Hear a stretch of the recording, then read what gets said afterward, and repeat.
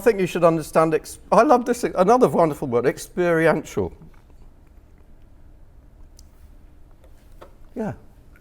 Nothing is more powerful, again, than actually experiencing a product. And somebody thought, we'll call it experiential.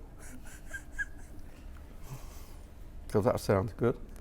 I think you've got to understand pack design. I had a client for a while who took a product and without any advertising, they just changed the design. Well, the company I was working for, a pack design company. And the product was called J2O. And it's just watered down fruit juice. Yeah?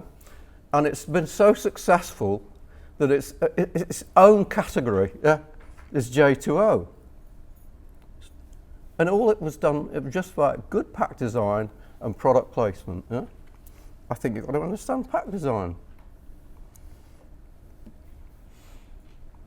I think you've got to understand sponsorship.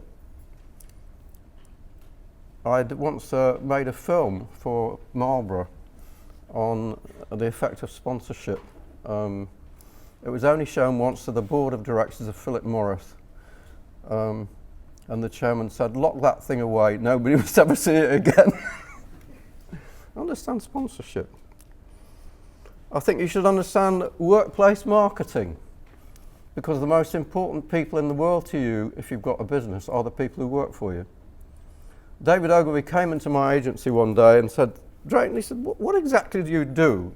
You're not the chairman, you're not the creative director, you're not the manager, what do you do? I said, David, I'm in charge of entertainment. He said, what do you mean? I said, my job is to come in here and keep people entertained for so long that they never want to bloody leave. And then he looked around and there were people eating their lunch. He said, by the way, he said, do you pay for that or do they? And I said, they do. He said, well done.